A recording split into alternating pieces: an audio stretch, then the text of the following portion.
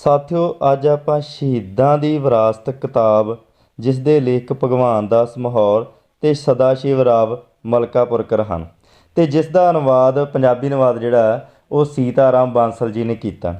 ਸਾਥੀਓ, ਇਸ ਕਿਤਾਬ ਵਿੱਚ ਅਮਰ ਸ਼ਹੀਦ ਸਰਦਾਰ ਭਗਤ ਸਿੰਘ ਲੇਖਕ ਨੇ ਇਸ ਲੇਖ ਦੇ ਭਗਵਾਨ ਦਾਸ ਮਾਹੌਰ।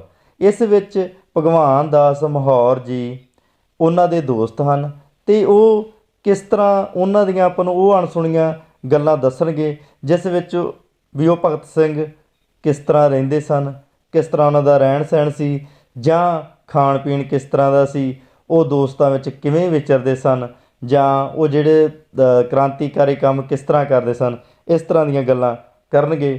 ਆਓ ਆਪਾਂ ਕਰਦੇ ਹਾਂ ਭਗਵਾਨ ਦਾਸ ਮਾਹੌਰ ਜੀ ਦੇ ਲਿਖੇ ਲੇਖ ਦੀਆਂ ਗੱਲਾਂ। ਭਗਤ ਸਿੰਘ ਅਤੇ ਆਜ਼ਾਦ ਦਾ ਨਾਂ ਸਮੁੱਚੇ ਉੱਤਰੀ ਭਾਰਤ ਵਿੱਚ ਕ੍ਰਾਂਤੀਕਾਰੀ ਦ੍ਰਿਸ਼ਟੀਕੋਣ ਦਾ ਪ੍ਰਤੀਕ ਬਣ ਗਿਆ ਹੈ। ਭਗਤ ਸਿੰਘ ਰਾਹੀਂ ਅਸੀਂ ਰੂਸੀ ਕ੍ਰਾਂਤੀ ਅਤੇ ਮਾਰਕਸ ਲੈਨਨ ਦੇ ਸਮਾਜਵਾਦੀ ਆਦਰਸ਼ਾਂ ਦੇ ਪ੍ਰਭਾਵਾਂ ਨੂੰ ਗ੍ਰਹਿਣ ਕੀਤਾ।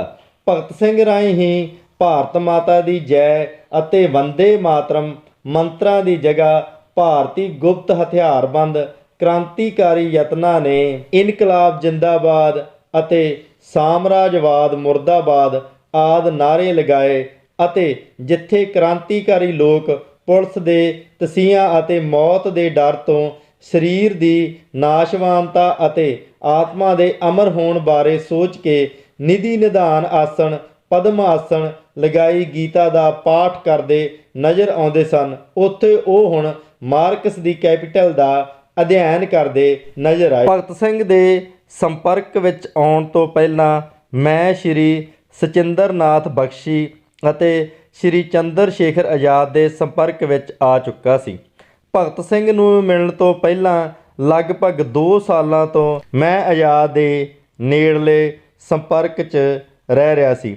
ਆਜ਼ਾਦ ਉਸ ਸਮੇਂ ਕਕੋਰੀ ਦਲ ਦੇ ਇਕੱਲੇ ਬਚੇ ਹੋਏ ਸਾਥੀ ਸਨ। ਸਿਧਾਂਤ ਅਤੇ ਆਦਰਸ਼ ਦੀ ਦ੍ਰਿਸ਼ਟੀ ਤੋਂ ਉਹ ਪੁਰਾਣੇ ਹਿੰਦੁਸਤਾਨ ਰਿਪਬਲਿਕਨ ਐਸੋਸੀਏਸ਼ਨ ਦੇ ਹੀ ਇੱਕ ਮੈਂਬਰ ਸਨ, ਅਤੇ ਉਹਨਾਂ ਦਾ ਹੀ ਪ੍ਰਭਾਵ ਝਾਂਸੀ ਦੇ ਸ਼੍ਰੀ ਸਦਾਸ਼ਿਵ ਰਾਵ ਮਲਕਾਪੁਰਕਰ, ਵਿਸ਼ਵਨਾਥ ਗੰਗਾਧਰ ਵੈਸ਼ੰਪਾਇਨ ਆਦਿ ਸਾਡੇ ਸਾਰੇ ਨੌਜਵਾਨਾਂ ਉੱਪਰ ਸੀ। ਅਸੀਂ ਸਾਰੇ ਉਸ ਸਮੇਂ ਤੱਕ ਗੀਤਾ ਪਾਠ ਕਰਕੇ ਫੁਰਤੀ ਗ੍ਰਹਿਣ ਕਰਦੇ ਸਾਂ, ਅਤੇ ਸ਼੍ਰੀ ਸਚਿੰਦਰ ਨਾਥ ਸਨਿਆਲ ਦੇ ਬੰਦੀ ਜੀਵਨ, ਸ਼੍ਰੀ ਉਪਿੰਦਰ ਨਾਥ ਦੇ ਰਾਜਨੀਤਿਕ ਛੜਯੰਤਰ, ਬੰਕਮ ਬਾਬੂ ਦੇ ਆਨੰਦ ਮਠ ਆਦਿ ਨੂੰ ਪੜ੍ਹ ਕੇ ਕ੍ਰਾਂਤੀ ਵਰਤ ਵਿੱਚ ਪ੍ਰਵੇਸ਼ ਕਰਨ ਵਾਲੇ 15-16 ਸਾਲਾਂ ਦੇ ਨੌਜਵਾਨ ਸਾਂ।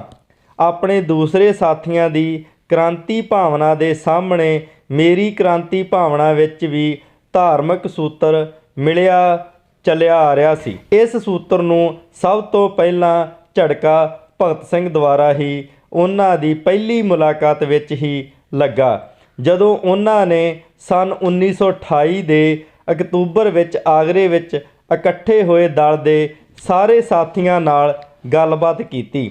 ਮੈਂ ਉਸ ਵੇਲੇ BA ਦਾ ਵਿਦਿਆਰਥੀ ਸਾਂ, ਪਰ ਸਿਧਾਂਤਕ ਨਜ਼ਰੀਏ ਤੋਂ ਭਗਤ ਸਿੰਘ ਨੇ ਮੈਨੂੰ ਬਿਲਕੁਲ ਕੋਰਾ ਪਾਇਆ ਅਤੇ ਹੈਰਾਨੀ ਪ੍ਰਗਟ ਕੀਤੀ। ਮੇਰੇ ਮਨ ਨੂੰ ਝਿਜੋੜਨ ਲਈ ਭਗਤ ਸਿੰਘ ਨੇ ਮੈਨੂੰ ਅਰਾਜਕਤਾਵਾਦੀ ਬਾਕੂਨਿਨ ਦੀ ਕਿਤਾਬ ਈਸ਼ਵਰ ਅਤੇ ਰਾਜ ਬੜੇ ਪਿਆਰ ਨਾਲ ਪੜ੍ਹਨ ਲਈ ਦਿੱਤੀ। ਇਸ ਪੁਸਤਕ ਦੇ ਮੁੱਖ ਪੰਨੇ 'ਤੇ ਹੀ ਲਿਖਿਆ ਸੀ, ਜੇ ਪ੍ਰਮਾਤਮਾ ਦੀ ਹੋਂਦ ਅਸਲ 'ਚ ਹੁੰਦੀ ਤਾਂ ਉਸ ਨੂੰ ਮਿਟਾ ਦੇਣਾ ਜ਼ਰੂਰੀ ਹੁੰਦਾ। ਭਗਤ ਸਿੰਘ ਦੀਆਂ ਇਹਨਾਂ ਨਾਸਤਿਕਵਾਦੀ ਗੱਲਾਂ ਦੀ ਉਸ ਸਮੇਂ ਮੇਰੇ ਮਨ ਨੂੰ ਬੜੀ ਠੇਸ ਲੱਗੀ। ਉਹਨਾਂ ਨੇ ਮਾਰਕਸ ਦੀ ਕੈਪੀਟਲ ਵੀ ਮੈਨੂੰ ਪੜ੍ਹਨ ਲਈ ਦਿੱਤੀ, ਪਰ ਉਹ ਮੇਰੀ ਸਮਝ ਵਿੱਚ ਜਰਾ ਜਿੰਨੀ ਵੀ ਨਹੀਂ ਆਈ। ਮੈਂ ਇਸ ਨੂੰ ਬਿਨਾਂ ਪੂਰੀ ਪੜ੍ਹੇ ਹੀ ਵਾਪਸ ਕਰ ਦਿੱਤੀ, ਅਤੇ ਆਪਣੇ ਮਨ ਵਿੱਚ ਗੰਢ ਮੰਨ ਲਈ, ਭਾਵੇਂ ਕ੍ਰਾਂਤੀਕਾਰੀ ਹੀ ਹੋਵਾਂ ਪਰ ਨਾਸਤਿਕਵਾਦੀ ਕਦੇ ਨਹੀਂ ਬਣਾਂਗਾ। ਭਗਤ ਸਿੰਘ ਆਦਿ ਸਾਥੀਆਂ ਨੇ ਹੋਰ ਵੀ ਕਈ ਕਿਤਾਬਾਂ ਪੜ੍ਹਨ ਲਈ ਦਿੱਤੀਆਂ, ਪਰ ਮੇਰਾ ਮਨ ਉਹਨਾਂ ਵਿੱਚ ਕਿੱਥੇ ਲੱਗਣ ਵਾਲਾ ਸੀ। ਇਸ ਤਰ੍ਹਾਂ ਭਗਤ ਸਿੰਘ ਦੀਆਂ ਨਾਸਤਿਕਵਾਦੀ ਗੱਲਾਂ ਭਾਵੇਂ ਉਸ ਸਮੇਂ ਮੈਨੂੰ ਬਹੁਤ ਮਾੜੀਆਂ ਲੱਗੀਆਂ, ਪਰ ਉਹਨਾਂ ਦੇ ਆਦਰਸ਼ਕ ਵਿਅਕਤੀਤਵ ਨੇ ਮੈਨੂੰ ਆਪਣੇ ਵੱਲ ਆਕਰਸ਼ਿਤ ਵੀ ਬਹੁਤ ਕੀਤਾ। ਉਹਨਾਂ ਨੇ ਸੁੰਦਰ ਵਿਅਕਤੀਤਵ, ਹਮਦਰਦੀਪੂਰਨ ਗੱਲਬਾਤ, ਜਿੰਦਾ ਦਿਲੀ ਆਦਿ ਸਾਰੇ ਗੁਣਾਂ ਨੇ ਮੈਨੂੰ ਬਹੁਤ ਪ੍ਰਭਾਵਿਤ ਕੀਤਾ। ਇਸ ਤੋਂ ਲਗਭਗ 4-5 ਸਾਲਾਂ ਬਾਅਦ ਸਾਬਰਮਤੀ ਸੈਂਟਰਲ ਜੇਲ੍ਹ ਦੀ ਕੋਠੜੀ ਵਿੱਚ ਹੀ ਬਹੁਤ ਦਿਨ ਗੀਤਾ ਪਾਠ, ਪ੍ਰਾਣਾਯਾਮ ਆਦਿ ਕਰਨ ਤੋਂ ਬਾਅਦ ਰਾਜਨੀਤੀ ਅਤੇ ਅਰਥ ਸ਼ਾਸਤਰ ਦੀਆਂ ਵੀ ਬਹੁਤ ਸਾਰੀਆਂ ਕਿਤਾਬਾਂ ਪੜ੍ਹਨ ਪਿੱਛੋਂ ਜਦੋਂ ਮਾਰਕਸ ਦੀ ਕੈਪੀਟਲ ਅਤੇ ਐਂਜਲਸ ਦੀਆਂ ਕੁਝ ਕਿਤਾਬਾਂ ਪੜ੍ਹੀਆਂ, ਉਦੋਂ ਇਹ ਬੀਜ ਪੁੰਗਰਿਆ ਜਿਹੜਾ ਭਗਤ ਸਿੰਘ ਨੇ ਬੀਜਿਆ ਸੀ। ਇਸ ਤਰ੍ਹਾਂ ਵਿਅਕਤੀਗਤ ਰੂਪ ਵਿੱਚ ਜੋ ਗੱਲ ਮੇਰੇ ਮਨ ਵਿੱਚ ਸਭ ਤੋਂ ਪਿਆਰੀ ਹੈ ਉਹ ਇਹੀ ਹੈ ਕਿ ਉਹ ਸਮਾਜਵਾਦ ਵੱਲ ਮੈਨੂੰ ਮੋੜਨ ਵਾਲੇ ਮੇਰੇ ਸਭ ਤੋਂ ਪਹਿਲੇ ਗੁਰੂ ਸਨ। ਸੰਨ 1928 ਵਿੱਚ ਮੈਂ ਗਵਾਲੀਅਰ ਦੇ ਵਿਕਟੋਰੀਆ ਕਾਲਜ ਵਿੱਚ BA ਦਾ ਵਿਦਿਆਰਥੀ ਸੀ ਅਤੇ ਹੋਸਟਲ ਵਿੱਚ ਰਹਿੰਦਾ ਸੀ। ਕਕੋਰੀ ਸਾਜ਼ਿਸ਼ ਕੇਸ ਤੋਂ ਬਾਅਦ ਮੁੜ ਸੰਗਠਿਤ ਕ੍ਰਾਂਤੀਕਾਰੀ ਦਲ ਦੇ ਪ੍ਰਮੁੱਖ ਮੈਂਬਰਾਂ ਵਿੱਚੋਂ ਉਸ ਸਮੇਂ ਮੇਰੀ ਜਾਣ ਪਹਿਚਾਣ ਸ਼੍ਰੀ ਚੰਦਰ ਸ਼ੇਖਰ ਆਜ਼ਾਦ, ਸ਼੍ਰੀ ਕੁੰਦਨ ਲਾਲ, ਸ਼੍ਰੀ ਵਿਜੇ ਕੁਮਾਰ ਸਿਨਹਾ ਅਤੇ ਸ਼੍ਰੀ ਸੁਰਿੰਦਰ ਨਾਥ ਪਾਂਡੇ ਨਾਲ ਹੀ ਸੀ। ਇੱਕ ਦਿਨ ਅਚਾਨਕ ਭਾਈ ਵਿਸ਼ਵਨਾਥ ਗੰਗਾਧਰ ਵੈਸ਼ੰਪਾਇਨ ਮੇਰੇ ਕੋਲ ਹੋਸਟਲ ਵਿੱਚ ਆਏ ਅਤੇ ਮੈਨੂੰ ਆਪਣੇ ਨਾਲ ਆਗਰੇ ਲੈ ਗਏ। ਇੱਥੇ ਨੂਰੀ ਦਰਵਾਜ਼ੇ ਮੁਹੱਲੇ ਦੇ 1-2 ਮੰਜ਼ਲੇ ਮਕਾਨ ਦੇ ਇੱਕ ਕਮਰੇ ਵਿੱਚ ਕ੍ਰਾਂਤੀਕਾਰੀ ਦਲ ਦੀ ਛਾਉਣੀ ਪਈ ਹੋਈ ਸੀ।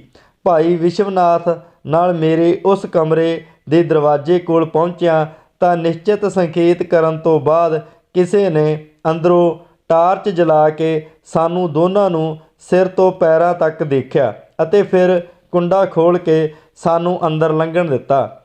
ਕਮਰੇ 'ਚ ਵੜਦਿਆਂ ਸਭ ਤੋਂ ਪਹਿਲਾਂ ਮੇਰਾ ਸਾਹਮਣਾ ਇੱਕ ਚੰਗੇ ਵੱਡੇ ਰਿਵਾਲਵਰ ਦੀ ਨਾਲੀ ਨਾਲ ਹੋਇਆ। ਉਸ ਤੋਂ ਨਜ਼ਰ ਹਟਾ ਕੇ ਜਦ ਅੱਗੇ ਦੇਖਿਆ ਤਾਂ ਅੱਗੇ ਇੱਕ ਚੰਗੇ ਬਲਵਾਨ ਅਤੇ ਸੁੰਦਰ ਨੌਜਵਾਨ ਦੀਆਂ ਸਾਵਧਾਨ ਅਤੇ ਤੇਜ਼ ਅੱਖਾਂ ਨੂੰ ਆਪਣੇ ਵੱਲ ਘੂਰਦੇ ਪਾਇਆ। ਇਹ ਨੌਜਵਾਨ ਹੀ ਭਗਤ ਸਿੰਘ ਸਨ ਜੋ ਇਸ ਸਮੇਂ ਰਾਤ ਦੇ 11 ਵਜੇ ਸ਼ਿਵਰ ਦੇ ਪਹਿਰੇ 'ਤੇ ਆਪਣੀ ਡਿਊਟੀ ਦੇ ਰਹੇ ਸਨ। ਮਿੱਟੀ ਦੇ ਤੇਲ ਵਾਲੇ ਦੀਵੇ ਦੀ ਮੱਧਮ ਰੌਸ਼ਨੀ ਵਿੱਚ ਭਗਤ ਸਿੰਘ ਨੂੰ, ਜਿਨ੍ਹਾਂ ਨੂੰ ਸਾਥੀ ਵਿਸ਼ਵਨਾਥ ਨੇ ਰਣਜੀਤ ਨਾਲ ਸੰਬੋਧਨ ਕੀਤਾ, ਮੈਂ ਸਰਸਰੀ ਜਿਹਾ ਹੀ ਦੇਖ ਸਕਿਆ। ਕਮਰੇ ਵਿੱਚ ਕੁਝ ਨੌਜਵਾਨ ਜੋ ਦੇਖਣ ਨੂੰ ਵਿਦਿਆਰਥੀਆਂ ਵਰਗੇ ਲੱਗਦੇ ਸਨ, ਫਰਸ਼ 'ਤੇ ਧੋਤੀਆਂ ਅਤੇ ਅਖਬਾਰਾਂ ਵਿਛਾਈ ਇੱਕ ਕਤਾਰ ਵਿੱਚ ਸੌਂ ਰਹੇ ਸਨ।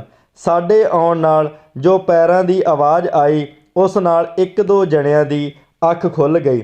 ਇੱਕ ਨੇ ਉੱਠ ਕੇ ਦੀਵੇ ਦੀ ਮੱਧਮ ਰੌਸ਼ਨੀ 'ਚ ਸਾਨੂੰ ਘੂਰਿਆ ਅਤੇ ਇਸ ਤੋਂ ਪਹਿਲਾਂ ਕਿ ਮੈਂ ਉਸ ਨੂੰ ਪਹਿਚਾਣਦਾ, ਉਸ ਨੇ ਮੈਨੂੰ ਪਹਿਚਾਣ ਕੇ ਹੋਸਟਲ ਦੇ ਵਿਦਿਆਰਥੀਆਂ ਵਾਂਗ ਬਹੁਤ ਹੀ ਅਸੱਭਿਕ ਤਰੀਕੇ ਨਾਲ ਆਪਣੀ ਹੋਣ ਵਾਲੀ ਪਤਨੀ ਦਾ ਇੱਕ ਨੇੜਲਾ ਸੰਬੰਧੀ ਘੋਸ਼ਿਤ ਕਰਦੇ ਹੋਏ ਮੇਰਾ ਸਵਾਗਤ ਕੀਤਾ। ਇਸ ਨਾਲ ਮੈਨੂੰ ਭਾਈ ਵਿਜੇ ਕੁਮਾਰ ਸਿਨਹਾ ਨੂੰ ਪਹਿਚਾਨਣ 'ਚ ਆਸਾਨੀ ਹੋਈ ਅਤੇ ਫਿਰ ਮੈਂ ਵੀ ਜਵਾਬ ਵਿੱਚ ਉਹਨਾਂ ਦੇ ਇਸ ਸਤਿਕਾਰ ਦਾ ਉਚਿਤ ਜਵਾਬ ਦਿੱਤਾ। ਇਹ ਗੱਲ ਭਗਤ ਸਿੰਘ ਨੂੰ ਚੰਗੀ ਨਹੀਂ ਲੱਗੀ ਤੇ ਉਹਨਾਂ ਦੇ ਨਵੇਂ ਸਾਥੀਆਂ ਨਾਲ ਅਜਿਹਾ ਸਲੂਕ ਕਰਨ ਲਈ ਵਿਜੇ ਕੁਮਾਰ ਨੂੰ ਝਿੜਕਿਆ। ਜਵਾਬ ਵਿੱਚ ਵਿਜੇ ਨੇ ਭਗਤ ਸਿੰਘ ਨੂੰ ਕਿਹਾ, ਅਰੇ ਇਹ ਉਹੀ ਆ, ਉਹੀ ਪੰਡਿਤ ਜੀ ਦਾ ਇਹ ਕਿੱਥੋਂ ਦਾ ਨਵਾਂ ਹੈ। ਫਿਰ ਮੇਰੇ ਵੱਲ ਮੁੜ ਕੇ ਬੋਲੇ, ਕੁਛ ਬਿਸਤਰ ਬੁਸਤਰ ਲਿਆਇਓ। ਕਿਉਂ ਲਿਆਏ ਹੋਣਗੇ, ਵਿਛਾਓ ਅਖਬਾਰ ਤੇ ਧੋਤੀ ਉੱਪਰ ਲੈ ਕੇ ਸੌਂ ਜਾਓ ਅਤੇ ਖੁਦ ਸੌਂ ਗਏ। ਰਾਹ ਵਿੱਚ ਮੀਂਹ ਵਿੱਚ ਭਾਈ ਵਿਸ਼ਵਨਾਥ ਨੇ, ਮੈਂ ਕਾਫੀ ਭਿੱਜ ਗਏ ਸੀ, ਆਪਣੇ ਕੱਪੜੇ ਲਾਹ ਕੇ ਮੈਂ ਹੱਥ ਵਿੱਚ ਫੜੇ ਹੋਏ ਸੀ ਅਤੇ ਸੋਚ ਰਿਹਾ ਸੀ ਇਹਨਾਂ ਦਾ ਕੀ ਕਰਾਂ ਕਿ ਭਗਤ ਸਿੰਘ ਨੇ ਕੱਪੜੇ ਮੇਰੇ ਹੱਥੋਂ ਲੈ ਕੇ ਅਤੇ ਨਿਚੋੜ ਕੇ ਤਾਰ 'ਤੇ ਸੁੱਕਣੇ ਪਾ ਦਿੱਤੇ। ਠੰਡ ਬਹੁਤ ਲੱਗ ਰਹੀ ਸੀ। ਭਗਤ ਸਿੰਘ ਨੇ ਪੁੱਛਿਆ, ਭੁੱਖੇ ਤਾਂ ਨਹੀਂ ਹੋ? ਮੇਰੇ ਕੁਝ ਕਹਿਣ ਤੋਂ ਪਹਿਲਾਂ ਹੀ ਵਿਸ਼ਵਨਾਥ ਨੇ ਕਿਹਾ, ਵੈਸੇ ਕੁਝ ਖਾਸ ਭੁੱਖੇ ਨਹੀਂ ਆ, ਹੋਵਾਂਗੇ ਵੀ ਤਾਂ ਇੱਥੇ ਰੱਖਿਆ ਵੀ ਕੀ ਹੋਣਾ, ਸਵੇਰੇ ਦੇਖਿਆ ਜਾਏਗਾ। ਕੋਲੇ 'ਤੇ ਪਏ ਆ ਉਹਨਾਂ ਨੂੰ ਜਲਾ ਕੇ ਸੇਕਦੇ ਹਾਂ ਅਤੇ ਕੱਪੜੇ ਸੁਕਾਉਣਾ। ਵਿਸ਼ਵਨਾਥ ਆਪਣੇ ਕੰਮ ਵਿੱਚ ਲੱਗ ਗਏ। ਭਗਤ ਸਿੰਘ ਆਪਣੇ ਪਹਿਰੇ 'ਤੇ ਖੜ੍ਹੇ ਹੋ ਗਏ। ਮੈਂ ਵਿਜੇ ਦੀ ਹੀ ਬਗਲ 'ਚ ਅਖਬਾਰਾਂ 'ਤੇ ਸੁੰਗੜ ਕੇ ਲੇਟ ਗਿਆ। ਨਾ ਠੰਡ ਨਾਲ ਨੀਂਦ ਆ ਰਹੀ ਸੀ ਅਤੇ ਨਾ ਇਸ ਜਗਿਆਸਾ ਦੇ ਮਾਰੇ ਕਿ ਇੱਥੇ ਕਾਹਦੇ ਲਈ ਬੁਲਾਇਆ ਗਿਆ ਹੈ, ਕਿਸ ਖਤਰਨਾਕ ਕੰਮ ਲਈ ਇਹ ਸਾਰੇ ਲੋਕ ਇੱਥੇ ਇਸ ਤਰ੍ਹਾਂ ਪਏ ਹੋਏ ਹਨ, ਕੌਣ ਕੌਣ ਲੋਕ ਹਨ ਅਤੇ ਕਿੱਦਾਂ ਦੇ ਲੋਕ ਹਨ। ਕ੍ਰਾਂਤੀਕਾਰੀ ਦਲ ਦਾ ਪਹਿਲਾ ਸੰਦੇਸ਼ ਮੈਂ ਸ਼੍ਰੀ ਸਚਿੰਦਰ ਨਾਥ ਬਖਸ਼ੀ ਤੋਂ ਝਾਂਸੀ ਵਿੱਚ ਹੀ ਸੁਣਿਆ ਸੀ। ਇਸ ਤੋਂ ਬਾਅਦ ਸ਼੍ਰੀ ਚੰਦਰ ਸ਼ੇਖਰ ਆਜ਼ਾਦ ਦੇ ਦਰਸ਼ਨ ਮੈਂ ਪਹਿਲੀ ਵਾਰ ਕੀਤੇ ਤਾਂ ਉਹਨਾਂ ਦੇ ਸਡੌਲ ਸਰੀਰ ਅਤੇ ਨਿਡਰ ਚਿਹਰੇ ਦਾ ਮੇਰੇ 'ਤੇ ਬਹੁਤ ਪ੍ਰਭਾਵ ਪਿਆ। ਹੁਣ ਜਦ ਭਗਤ ਸਿੰਘ ਨੂੰ ਪਹਿਲੀ ਵਾਰ ਦੇਖਿਆ ਤਾਂ ਥੋੜ੍ਹੀ ਜਿਹੀ ਗੱਲਬਾਤ ਅਤੇ ਰੰਗ ਢੰਗ ਨਾਲ ਮੇਰਾ ਇਹਨਾਂ ਦੀ ਅਤੇ ਇਹਨਾਂ ਦੁਆਰਾ ਕ੍ਰਾਂਤੀਕਾਰੀਆਂ ਦੀ ਵਿੱਦਿਆ ਬੁੱਧੀ ਅਤੇ ਮਨ ਸ਼ਰਧਾ ਨਾਲ ਭਰ ਗਿਆ। ਸਵੇਰੇ ਉੱਠੇ ਥਾਂ ਸ਼ਿਵਰ ਵਿੱਚ ਇਕੱਠੇ ਸਾਰੇ ਸਾਥੀਆਂ ਦੇ ਦਰਸ਼ਨ ਹੋਏ। ਸ਼੍ਰੀ ਆਜ਼ਾਦ ਅਤੇ ਵਿਜੇ ਕੁਮਾਰ ਸਿਨਹਾ ਤਾਂ ਪਹਿਲਾਂ ਹੀ ਜਾਣਦੇ ਸਨ।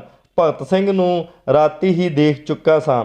ਬਾਕੀ ਸ਼੍ਰੀ ਬਕਟੇਸ਼ਵਰ ਦੱਤ, ਸ਼੍ਰੀ ਸੁਖਦੇਵ, ਸ਼੍ਰੀ ਰਾਜਗੁਰੂ, ਸ਼੍ਰੀ ਸ਼ਿਵ ਵਰਮਾ ਅਤੇ ਸ਼੍ਰੀ ਜੈਦੇਵ ਦੇ ਵੀ ਇੱਥੇ ਪਹਿਲੀ ਵਾਰ ਦਰਸ਼ਨ ਕੀਤੇ ਅਤੇ ਸਾਰਿਆਂ ਨੂੰ ਮਿਲਿਆ। ਥੋੜ੍ਹੀ ਜਿਹੀ ਆਪਸੀ ਗੱਲਬਾਤ ਨਾਲ ਸਾਥੀਆਂ ਦੇ ਉਹਨਾਂ ਪ੍ਰਤੀ ਇੱਜ਼ਤ ਮਾਣ ਨਾਲ ਮੇਰੀ ਸਮਝ ਵਿੱਚ ਤੁਰੰਤ ਆ ਗਿਆ ਕਿ ਭਗਤ ਸਿੰਘ ਸਾਡੇ ਦਲ ਦੇ ਇੱਕ ਵੱਡੇ ਬੁੱਧੀਜੀਵੀ ਨੇਤਾ ਹਨ।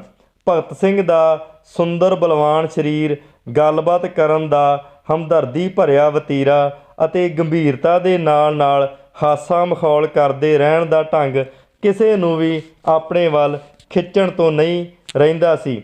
ਸਵੇਰੇ ਇੱਕ ਕੋਨੇ ਵਿੱਚ ਭਗਤ ਸਿੰਘ, ਵਿਜੇ ਕੁਮਾਰ ਸਿਨਹਾ ਅਤੇ ਸ਼ਾਇਦ ਸੁਖਦੇਵ ਹੌਲੀ ਹੌਲੀ ਗੱਲਾਂ ਕਰ ਰਹੇ ਸਨ। ਉਹਨਾਂ ਦੀ ਨਿਗਾਹ ਕਦੀ ਕਦੀ ਮੇਰੇ ਵੱਲ ਪੈਂਦੀ ਸੀ, ਜਿਸ ਕਰਕੇ ਮੈਨੂੰ ਲੱਗਿਆ ਕਿ ਉਹ ਮੇਰੇ ਬਾਰੇ ਹੀ ਗੱਲਾਂ ਕਰ ਰਹੇ ਹਨ। ਇਹ ਸੁਭਾਵਿਕ ਹੀ ਸੀ ਕਿਉਂਕਿ ਮੈਂ ਅੱਜ ਇਹਨਾਂ ਸਾਰਿਆਂ ਲਈ ਨਵਾਂ ਮਹਿਮਾਨ ਸੀ। ਦਲ ਦੇ ਨਿਯਮ ਅਨੁਸਾਰ ਉਹਨਾਂ ਦੀਆਂ ਗੱਲਾਂ 'ਚ ਸ਼ਰੀਕ ਹੋਣਾ ਜਾਂ ਸੁਣਨ ਦਾ ਯਤਨ ਕਰਨਾ ਮੇਰੇ ਲਈ ਮਨ੍ਹਾ ਸੀ। ਇਸ ਲਈ ਦੂਸਰੇ ਕੋਨੇ ਵਿੱਚ ਬੈਠਾ ਮੈਂ ਵਿਸ਼ਵਨਾਥ ਨਾਲ ਗੱਲਾਂ ਕਰਦਾ ਰਿਹਾ। ਮੈਂ ਦੇਖਿਆ ਕਿ ਉਹ ਮੇਰੇ ਵੱਲ ਦੇਖ ਕੇ ਗੱਲਾਂ ਕਰ ਰਹੇ ਹਨ ਅਤੇ ਧਿਆਨ ਉੱਪਰ ਵੱਲ ਗਿਆ ਅਤੇ ਮੈਂ ਭਗਤ ਸਿੰਘ ਨੂੰ ਕਹਿੰਦਿਆਂ ਸੁਣਿਆ, ਲੱਗਦਾ ਹੈ ਇਹ ਡਾਰਵਨ ਦਾ ਕਹਿਣਾ ਠੀਕ ਹੈ ਕਿ ਇਹ ਸ਼੍ਰੀਮਾਨ ਬਾਂਦਰ ਅਤੇ ਮਨੁੱਖ ਵਿਚਲੀ ਗਵਾਚੀ ਹੋਈ ਕੜੀ ਹੋ ਸਕਦਾ ਹੈ। ਇਹ ਸੁਣ ਕੇ ਵਿਜੇ ਕੁਮਾਰ ਖਿੜਖੜਾ ਕੇ ਹੱਸ ਪਏ। ਮੈਂ ਠੱਗਿਆ ਜਿਹਾ ਉਹਨਾਂ ਵੱਲ ਦੇਖਦਾ ਰਹਿ ਗਿਆ ਅਤੇ ਫਿਰ ਮੇਰੀ ਸਮਝ ਵਿੱਚ ਆਇਆ ਕਿ ਇਹ ਲੋਕ ਮੇਰੀ ਸ਼ਕਲ ਸੂਰਤ 'ਤੇ ਵਿਚਾਰ ਕਰ ਰਹੇ ਹਨ। ਵਿਜੇ ਨੂੰ ਇਸ ਤਰ੍ਹਾਂ ਜ਼ੋਰ ਨਾਲ ਹੱਸਦਾ ਦੇਖ ਕੇ ਭਗਤ ਸਿੰਘ ਨੇ ਗੰਭੀਰ ਬਣਨ ਦਾ ਯਤਨ ਕੀਤਾ ਅਤੇ ਤੁਰੰਤ ਇਸ਼ਾਰਾ ਕਰਕੇ ਮੈਨੂੰ ਆਪਣੇ ਕੋਲ ਬੁਲਾਇਆ। ਮੈਂ ਗਿਆ ਤਾਂ ਆਪ ਨੇ ਬੜੀ ਸਦਭਾਵਨਾ ਅਤੇ ਭਾਈਚਾਰੇ ਨਾਲ ਗੱਲਬਾਤ ਕੀਤੀ। ਦਲ ਵਿੱਚ ਮੇਰਾ ਨਾਮਕਰਨ ਹੋਣਾ ਸੀ। ਦਲ ਵਿੱਚ ਸਾਰੇ ਮੈਂਬਰਾਂ ਦੇ ਵੱਖ-ਵੱਖ ਨਾਮ ਰੱਖ ਦਿੱਤੇ ਜਾਂਦੇ ਸਨ। ਜਿਵੇਂ ਆਜ਼ਾਦ ਨੂੰ ਪੰਡਤ ਜੀ ਕਿਹਾ ਜਾਂਦਾ ਸੀ, ਭਗਤ ਸਿੰਘ ਨੂੰ ਰਣਜੀਤ, ਵਿਜੇ ਨੂੰ ਬੱਚੂ ਆਦਿ। ਅੱਜ ਮੇਰਾ ਵੀ ਨਾਮਕਰਨ ਹੋ ਰਿਹਾ ਸੀ। ਵਿਜੇ ਕੁਮਾਰ ਨੇ ਮਹਾਵੀਰ ਜਾਂ ਹਨੂਮਾਨ ਜੀ ਅਜਿਹਾ ਹੀ ਨਾਮ ਹਾਸੇ ਮਖੌਲ ਵਿੱਚ ਦੱਸਿਆ। ਭਗਤ ਸਿੰਘ ਨੇ ਆਪਣੀ ਮੁਸਕਾਨ ਦਬਾ ਕੇ ਕਿਹਾ, ਨਹੀਂ, ਇਹ ਠੀਕ ਨਹੀਂ ਰਹੇਗਾ। ਨਾਮ ਇਸ ਤਰ੍ਹਾਂ ਦਾ ਹੋਣਾ ਚਾਹੀਦਾ ਹੈ ਜਿਸ ਨਾਲ ਇਹ ਪਹਿਚਾਣੇ ਨਾ ਜਾਣ। ਭਗਤ ਸਿੰਘ ਨੇ ਗੰਭੀਰ ਹਾਸੇ ਤੋਂ ਮੈਂ ਬਹੁਤ ਪ੍ਰਭਾਵਿਤ ਹੋਇਆ। ਅੰਤ ਵਿੱਚ ਮੇਰਾ ਨਾਂ ਕੈਲਾਸ਼ ਰੱਖਿਆ ਗਿਆ ਅਤੇ ਇਹ ਸ਼ਾਇਦ ਭਗਤ ਸਿੰਘ ਵੱਲੋਂ ਹੀ ਸੁਝਾਇਆ ਗਿਆ ਸੀ। ਇਸ ਤੋਂ ਬਾਅਦ ਨਹਾਉਣ ਦਾ ਸਿਲਸਿਲਾ ਸ਼ੁਰੂ ਹੋਇਆ। ਨਹਾਉਣ ਤੋਂ ਪਹਿਲਾਂ ਭਗਤ ਸਿੰਘ ਨੇ ਆਜ਼ਾਦ ਦੀ ਪਿੱਠ 'ਤੇ ਤੇਲ ਮਲਿਆ ਅਤੇ ਆਜ਼ਾਦ ਨੇ ਭਗਤ ਸਿੰਘ ਦੀ। ਹੌਲੀ ਹੌਲੀ ਦੋਵੇਂ ਇੱਕ ਦੂਜੇ ਦੇ ਹੱਥ ਮੰਨਣ ਲੱਗੇ। ਫਿਰ ਜ਼ੋਰ ਹੋਣ ਲੱਗਾ ਅਤੇ ਆਪਸ ਵਿੱਚ ਹੂੰ-ਹਾਂ ਵੀ ਹੋਣ ਲੱਗੀ। ਹੌਲੀ ਹੌਲੀ ਇਹ ਨੌਬਤ ਆਈ ਕਿ ਦੋਨੋਂ ਆਪਸ ਵਿੱਚ ਭਿੜ ਗਏ ਅਤੇ ਭਗਤ ਸਿੰਘ ਨੇ ਆਜ਼ਾਦ ਨੂੰ ਦੋਨਾਂ ਹੱਥਾਂ ਨਾਲ ਉੱਪਰ ਚੱਕ ਕੇ ਫਰਸ਼ 'ਤੇ ਪਟਕਾ ਮਾਰਿਆ। ਆਜ਼ਾਦ ਦੇ ਗੋਡੇ ਛਿੱਲੇ ਗਏ। ਮੈਂ ਤਾਂ ਆਜ਼ਾਦ ਦੀ ਤਾਕਤ ਦਾ ਲੋਹਾ ਮੰਨਦਾ ਸੀ ਅਤੇ ਮੈਂ ਇਹ ਵੀ ਸਮਝਦਾ ਸੀ ਕਿ ਅਜੇ ਆਜ਼ਾਦ ਆਪਣੀ ਪੂਰੀ ਤਾਕਤ ਨਹੀਂ ਲਾ ਰਹੇ, ਨਹੀਂ ਤਾਂ ਆਜ਼ਾਦ ਨੂੰ ਹੱਥਾਂ 'ਤੇ ਚੁੱਕ ਕੇ ਪਟਕ ਦੇਣਾ ਕੋਈ ਸਧਾਰਨ ਸਰੀਰਕ ਬਲ ਦਾ ਪ੍ਰਤੀਕ ਨਹੀਂ ਸੀ। ਭਗਤ ਸਿੰਘ ਦੇ ਬਲ ਦੀ ਧਾਕ ਮੇਰੇ ਮਨ 'ਤੇ ਜੰਮ ਗਈ। ਦਲ ਵਿੱਚ ਭਾਈ ਸਦਾ ਸ਼ਿਵ ਰਾਵ ਅਤੇ ਮੈਂ ਪੰਜਾ ਲੜਾਉਣ ਵਿੱਚ ਉਸਤਾਦ ਗਿਣੇ ਜਾਂਦੇ ਸਾਂ। ਭਗਤ ਸਿੰਘ ਨਾਲ ਵੀ ਪੰਜੇ ਦੀ ਜ਼ੋਰ ਅਜਮਾਈ ਹੋਈ। ਭਗਤ ਸਿੰਘ ਲਈ ਇਹ ਬਿਲਕੁਲ ਨਵੀਂ ਗੱਲ ਸੀ। ਇਹ ਨਾ ਸਦਾਸ਼ਿਵ ਤੋਂ ਪੰਜੇ ਦੀ ਜ਼ੋਰ ਅਜਮਾਈ 'ਚ ਜਿੱਤ ਸਕੇ ਸਾਂ, ਨਾ ਮੈਥੋਂ ਜ਼ਿਆਦਾ ਪਹਿਚਾਣ ਅਤੇ ਬੇਤਕਲੀਫੀ ਵੱਧ ਜਾਣ 'ਤੇ ਕਦੇ ਕਦੀ ਭਗਤ ਸਿੰਘ ਨਾਲ ਹੱਥੋਂ ਪਾਈ ਹੋ ਜਾਂਦੀ ਸੀ, ਪਰ ਉਹਨਾਂ ਨਾਲ ਖੁੱਲ੍ਹ ਕੇ ਭਿੜ ਜਾਣ ਦਾ ਸਾਹਸ ਕਦੀ ਨਹੀਂ ਸੀ ਹੋਇਆ। ਉਹਨਾਂ ਦੇ ਬਲ ਦੀ ਧਾਕ ਮੇਰੇ ਮਨ 'ਤੇ ਚੰਗੀ ਤਰ੍ਹਾਂ ਜੰਮ ਚੁੱਕੀ ਸੀ। ਭਗਤ ਸਿੰਘ ਅਤੇ ਵਿਜੇ ਕੁਮਾਰ ਸਿਨਹਾ ਨੂੰ ਗਾਉਣ ਦਾ ਸ਼ੌਂਕ ਸੀ। ਇਸ ਮਾਮਲੇ 'ਚ ਮੇਰੀ ਉਹਨਾਂ ਨਾਲ ਚੰਗੀ ਬਣਦੀ ਸੀ। ਸੰਗੀਤ ਸ਼ਾਸਤਰ ਦੇ ਗਿਆਨ ਦੇ ਨਾਂ 'ਤੇ ਇਹਨਾਂ ਸਾਰੇ ਅੰਨ੍ਹਿਆਂ ਚਕਾਣਾ ਰਾਜਾ ਮੈਂ ਹੀ ਸਾਂ। ਗਲਾ ਭਗਤ ਸਿੰਘ ਦਾ ਵੀ ਸੁਰੀਲਾ ਸੀ ਅਤੇ ਵਿਜੇ ਕੁਮਾਰ ਦਾ ਗਾਣਾ ਤਾਂ ਬੜੇ ਚਾਅ ਨਾਲ ਅਕਸਰ ਹੀ ਸੁਣਿਆ ਜਾਂਦਾ ਸੀ। ਆਪਣੇ ਗਾਉਣ ਕਰਕੇ ਮੈਂ ਭਗਤ ਸਿੰਘ ਦੇ ਕੁਝ ਹੋਰ ਕਰੀਬ ਹੋ ਗਿਆ, ਜਦ ਕਿ ਕ੍ਰਾਂਤੀਕਾਰੀ ਸੋਝੀ ਅਤੇ ਸਿਧਾਂਤ ਅਵਸਥਾ ਸੰਬੰਧੀ ਗੱਲਾਂ ਕਰਕੇ ਉਹ ਮੈਨੂੰ ਕੋਰਾ ਪਾ ਕੇ ਨਿਰਾਸ਼ ਜੇ ਹੋਏ ਸਨ। ਭਗਤ ਸਿੰਘ ਇੱਕ ਅੱਛੇ ਖਾਂਦੇ ਪੀਂਦੇ ਸੁਖੀ ਪਰਿਵਾਰ ਤੋਂ ਆਏ ਹਨ।